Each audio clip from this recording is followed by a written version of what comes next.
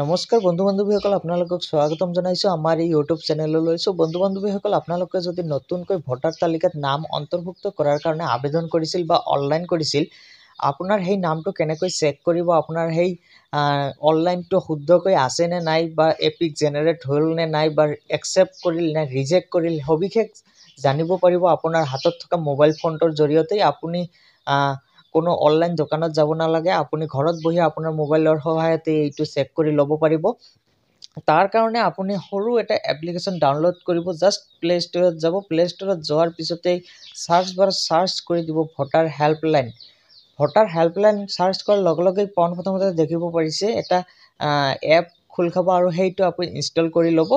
মোৰ ইনষ্টল কৰা আছে, মই জাষ্ট অপেনত ক্লিক কৰি দিছোঁ। অপেনত ক্লিক কৰাৰ লগে লগে পেজটো খোল খাব, আৰু ইয়াৰ পৰাই আপুনি নতুনকৈ ভোটাৰ অনলাইন এপ্লাই কৰিব পাৰিব, বা ইয়াৰ পৰাই আপোনাৰ ভোটাৰ কাৰ্ড ডাউনলোড কৰিব পাৰিব এপিক নাম্বাৰ সহকাৰে। ইয়াৰ পৰাই বহুকেইটা অপশ্যন আছে। জাষ্ট মই আজি দেখুৱাই দিম যে আপুনি যদি আগতে এপ্লাই কৰিছিল ভোটাৰ কাৰ্ডত নাম অন্তৰ্ভুক্ত কৰাৰ বাবে, বা নতুনকৈ আবেদন কৰিছিল, সেইটো আপোনাৰ একচেপ্ট হ'ল নে ৰিজেক্ট হ'ল, সেই প্ৰক্ৰিয়াটো আজি দেখুৱাই দিম কেনেকৈ চেক কৰিব।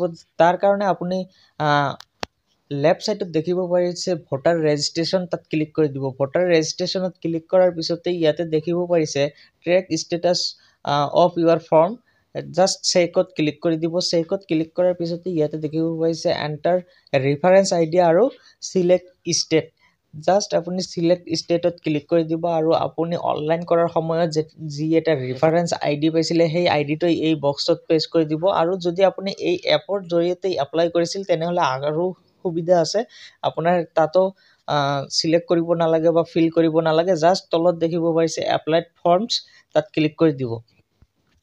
এপ্লাই ফৰ্মছত ক্লিক কৰাৰ লগে লগে দেখিব পাৰিছে এই এপৰ সহায়ত যিমানকেইটা ভোটাৰ কাৰ্ডৰ কাৰণে আপুনি নতুনকৈ এপ্লাই কৰিছিল, সম্পূৰ্ণবিলাক ইয়াতে ৰেফাৰেঞ্চ আইডি শ্ব' কৰিব। আপুনি কোনটো চেক কৰিব বিচাৰিছে, জাষ্ট সেইটোত ক্লিক কৰি দিব।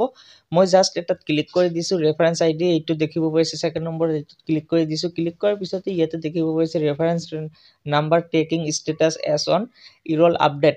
মানে ইৰল আপডেট এইটোৱে বুজাইছে যে এইটো এপিক জেনেৰেট হৈ গৈছে। ইয়াতে দেখিব গৈছে ছাবমিট কিমান তাৰিখত কৰা হৈছিল, তাৰপিছতে ক'ত গৈছিল, এইটো BLO এপইণ্টেডত গৈছিল, তাৰপিছতে একচেপ্ট হৈছে, তাৰপিছতে ফিল্ড ভেৰিফাই হৈছে, তাৰপিছতে ইয়াতে দেখিব পাইছে এপিক জেনেৰেট, এইটো হৈ গৈছে অট'মেটিক। ইয়াতে তলতে শ্ব' কৰিছে এপিক নম্বৰটো, ইয়াতে শ্ব' কৰিছে। এনেকৈয়ে চেক কৰিব পাৰিব। মই আৰু এটা দেখুৱাই দি আছোঁ। এইটো তলত এটা দেখিব পাৰিছে নতুনকৈ মই এপ্লাই কৰিছোঁ, এইটো দেখিব পাৰিছে ৰিফাৰেঞ্চ নাম্বাৰ, তাৰপিছতে দেখিব পাৰিছে টেকিং ষ্টেটাছ এছ অন, তাৰপিছতে ইয়াতে দেখিব পাৰিছে BLO এজেণ্ট, এইটো BLOৰ হাততে এতিয়াও আছে। এইটো দেখিব পাৰিছে ছাবমিট কিমান তাৰিখত কৰিছোঁ, BLO এপইণ্টেড হৈ গৈছে, একচেপ্ট হৈ গৈছে, ফিল্ড ভেৰিফাই হৈ গৈছে, কিন্তু এইটো এপিক জেনেৰেট হোৱা নাই। চ' এনেকৈয়ে চেক কৰিব পাৰিব। আৰু এটা দেখুৱাই আছোঁ আপোনালোকক, দেখিব পাৰিব যদি আপোনাৰ ৰিজেক্ট হৈছে, তথাপিও ইয়াতে চেক কৰি জানিব পাৰিব। এই প্ৰথমতে আৰু এটা দেখুৱাই দি আছোঁ, এইটো দেখিব পাৰিছে ফৰ্ম ৰিজেক্ট বুলি আহিছে। এইটো মানে অনলাইন কৰাৰ সময়তে ডাবল টাইপিং হোৱাৰ ভুলৰ কাৰণে এইটো ৰিজেক্ট হৈছিল। এইটো দেখিব পাৰিছে ছাবমিট কিমান তাৰিখত কৰা হৈছিল, BLO এপইণ্টেড হৈ গৈছিল, বাট ৰিজেক্ট হৈ গৈছে। এইটো ফিল্ড ভেৰিফাইও হৈ গৈছিল, কিন্তু এইটো ৰিজেক্ট হৈ গৈছে। তাৰপিছতে এইবিলাক দেখিব পাৰিছে ইৰল আপডেট, যিবিলাক বুজাইছে আপোনালোকৰ সেইটো টেনশ্যন ল'ব নালাগে, এইটো আপোনাৰ এপিক নাম্বাৰ জেনেৰেট হৈ গৈছে। চ' বন্ধু বান্ধৱীসকল, এনেকৈয়ে আপুনি চেক কৰিব পাৰিব আপোনাৰ মোবাইল ফোনৰ জৰিয়তে আপোনাৰ ভোটাৰ নাম অনলাইন হ'ল নে নাই।